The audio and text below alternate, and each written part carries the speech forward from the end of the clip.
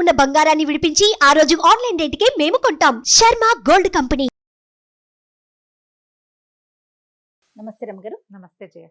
రమగారు, సంకటహర చతుర్థి దీని యొక్క విశిష్టత, ఆ రోజు అసలు మనం ఆచరించాల్సిన విధి విధానాలు, ప్రత్యేకమైన పూజలు అందరూ చేసుకోవచ్చా, ఏంటి రమగారు అసలు? ప్రతిసారి మాట్లాడదాం జయ. మనం ప్రతి సంవత్సరం వినాయక చవితి అప్పుడు ఇది చెప్తూ ఉంటాం. సంకటహర చతుర్థి అంటే నెలకి 2 చవితులు వస్తాయి. మనం ఎట్లా వెళ్తాం, మన కాలం ఎలా నడుస్తుంది, మంది డేట్ల ప్రకారం పోతుంది. అవును, 1, 2, 3, 4 నుంచి 30 దాకా లేదా 31 దాకా, కొండకుతో 27, 28 దాకానే. అంతే అంతే. అయితే మన హిందూ దీని ప్రకారం, భారతీయ పాత విధానం ప్రకారం చాంద్రమానం నడుస్తుంది. ఈ చాంద్రమానం అంటే చంద్రుడి యొక్క కదలికలతో మన డే మారుతుంది అనమాట. తిథులు అంటాం వాటిని మనం. 28 ఇవి ఎట్లా పోతాయి? 28 కాదు, పోనీ 29, 30 చేసుకుందాం దాన్ని. పాడ్యమి నుంచి మొదలు పెట్టుకుని పౌర్ణమి దాకా 15. ఓకే. అక్కడి నుంచి 16వ రోజు నుంచి మళ్ళీ పాడ్యమి నుంచి మొదలు పెట్టుకుని అమావాస్య దాకా. ఓకే. ఇట్లా మన తిథులు నడుస్తూ ఉంటాయి. ఇందులో ప్రతి నెల 2 పాడ్యములు రావాలి, 2 విధియలు, 2 తదియలు, 2 చవితులు, 2 పంచములు, 2 షష్ఠులు, 2 సప్తములు, అన్ని 2 రావాలి. 2 రానివి ఏమిటి? ఒకటి పౌర్ణమి, రెండోది అమావాస్య. అవి మాత్రం సింగిల్ డేట్స్. చతుర్దశులు, త్రయోదశులు, దశములు, ఏకాదశులు అన్ని 2 రావాల్సింది. ఏకాదశి నియమం మనకి సాధారణంగా ఉంటుంది. ఎట్లా? శుక్ల ఏకాదశి, బహుళ ఏకాదశి. ఏకాదశి నాడు ఉపవాసం ఉండటం, ద్వాదశి నాడు ద్వాదశ పారణ చేయటం మన తాలూకు హిందూ సంప్రదాయం. అలాగే హిందూ సంప్రదాయం ప్రకారం నెలలో వచ్చే 2 చవితులని మనం వినాయక ఆరాధన చేయవచ్చు. ఓకే. ఈ చవితి ఆరాధన మనం ప్రత్యేకంగా ఎప్పుడు చేస్తాము? వినాయక చవితి చేసుకుంటాం. ఒక శుక్ల చవితి సంవత్సరంలో ఒక్కసారి, వినాయక శుద్ధ చవితి నాడు, అది మన భాద్రపద శుద్ధ చవితి నాడు వినాయక వ్రతకల్పం చేసుకుంటాం. వినాయకుడి పుట్టినరోజని, ఆ రోజునే ఆయనకి గణాధిపత్యం లభించిందని, వాళ్ళు ఆయన్ని పూజిస్తే అన్ని విఘ్నాలు తొలగిపోతాయని గణాధ్యక్షుడని ఆయన్ని కొలుచుకుంటాం.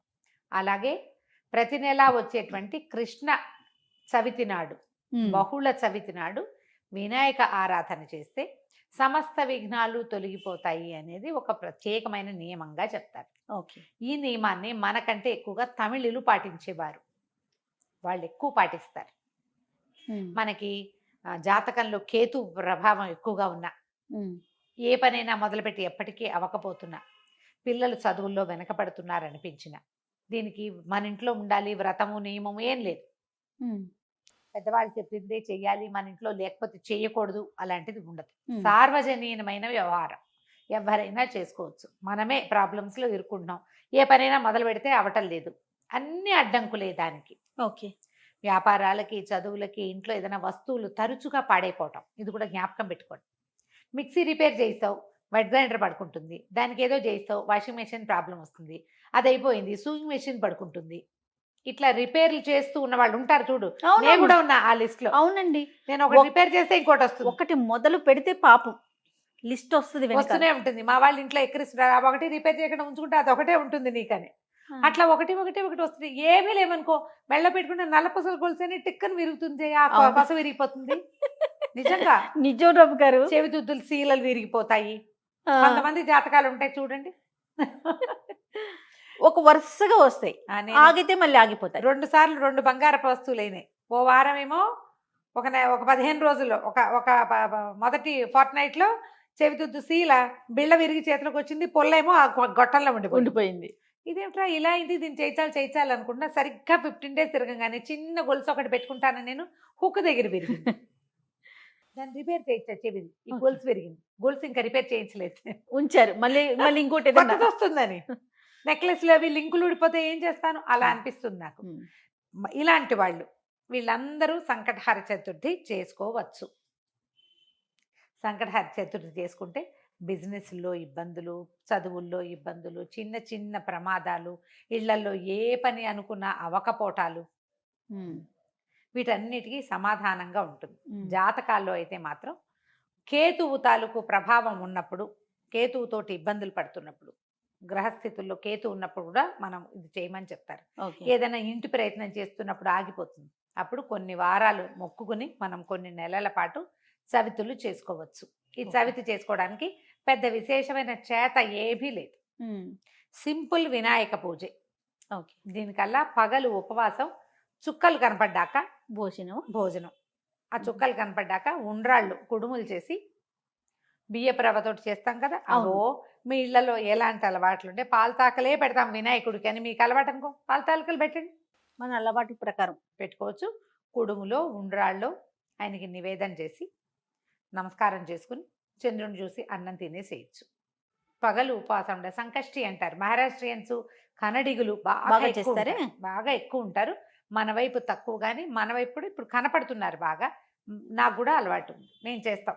అంటే కమ్యూనిటీ వైజ్ గా చేస్తారా రమ్మగారు? అలా ఏం ఉండదమ్మా, అలా ఏం ఎవరైనా ఇది ఓ పెద్ద పూజ హడావిడి ఏం లేదు కదా, అది ఏకాదశిలానే. ఏకాదశి లాగానే, కాకపోతే మనం వినాయకుడికి కొలుస్తాం. ఇది సంకటహార చతుర్థి. మనకి కష్టాలు ఇబ్బందులు ఉన్నప్పుడు రుణ విమోచన గణపతి స్తోత్రం అని ఒక ప్రత్యేక స్తోత్రం ఉంది. ప్రణమ్య శిరసాదేవం గౌరీపుత్రం వినాయకం, ఇలా స్టార్ట్ అవుతుంది.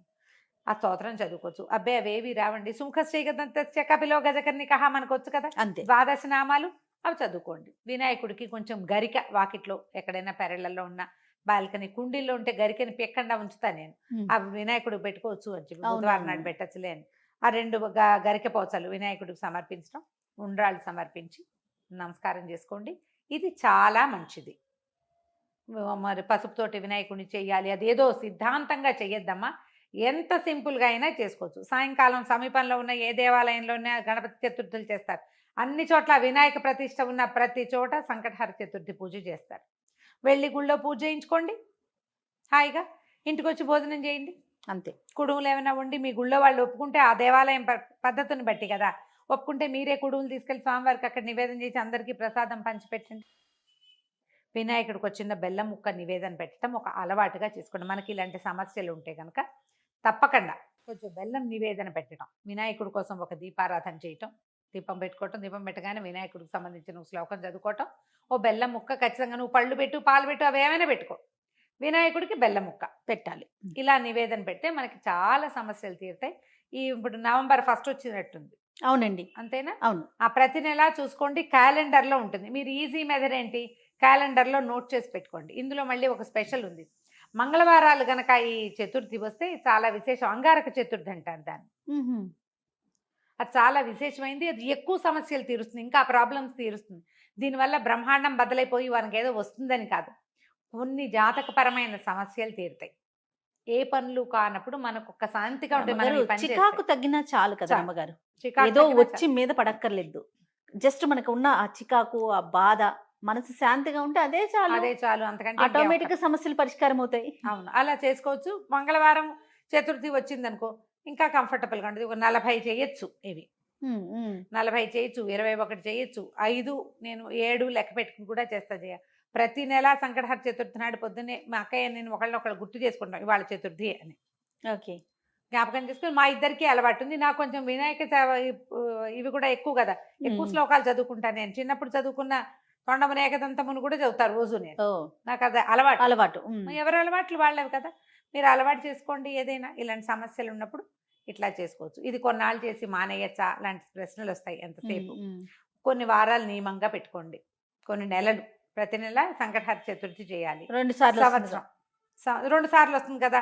మీరు కృష్ణ చతుర్థి మామూలు చతుర్థి కూడా చేసుకోవచ్చు. లేదా నేను సంకష్టే చేస్తాను అంటే కనుక సంకష్టులు మాత్రమే చేసుకోవచ్చు, సంకటహార చతుర్థి మాత్రమే చేసుకోవచ్చు. ప్రతి నెల చేస్తే ఇప్పుడు సంవత్సరం చేద్దామని మొక్కున్నాం అనుకోండి, 12 అవుతాయి. ఒకవేళ మధ్యలో ఒక నెల పీరియడ్ వచ్చింది, ఆడవాళ్ళకి సమస్యలు వస్తాయి, ఇంకోసారి మళ్ళీ మొదలు పెట్టక్కర్లేదమ్మా, కంటిన్యూ చేసుకోవచ్చు. దీనికి మీరు ఈజీ మెథడ్ ఏంటంటే, ఇప్పుడు స్మార్ట్ ఫోన్లు వచ్చినాయి కాబట్టి స్మార్ట్ ఫోన్లో చూసుకుని పెట్టుకోండి డేట్లు. నేనైతే క్యాలెండర్లో రౌండ్ ఆఫ్ చేసి పెట్టుకుంటా ఇవాళ చతుర్థి అని. వాళ్ళు కూడా ఎర్ర వినాయకుడు బొమ్మ వేస్తుంటారు, అక్కడ వినాయకుడు బొమ్మ కనపడుతుంది, టీటీడీ వాళ్ళ దాంట్లో కనిపిస్తూ ఉంటుంది. సో గుర్తుపెట్టుకుని ఆ రోజున మీరు చేయవలసింది ఏంటి, వినాయకుడికి సంబంధించిన స్తోత్రం చదువుకోవటం, 2 గరిక పోచలు తెచ్చి వినాయకుడికి సమర్పించడం, కొంచెం కుడుములో ఏవైనా నివేదన చేయటం, పగలు ఉపవసించి చంద్రుడు కనపడ్డాక దండం పెట్టుకుని భోజనం చేయటం చేసి చూడండి. మీకు చాలా ఇబ్బందులు తొలుగుతాయి. పెద్ద విశేషంగా ఏదో మాత్రం కాదు, మంచిది. మీకు ప్రధానమైనది ఏంటంటే ఇబ్బందులు తొలుగుతున్నట్టు కనపడుతుంది కానీ. రైట్ అమ్మగారు, నమస్తే. నమస్తే. సుమన్ టీవీలో మీ పర్సనల్ అండ్ బిజినెస్ ప్రమోషన్స్ కోసం కింది నెంబర్కి కాంటాక్ట్ చేయండి.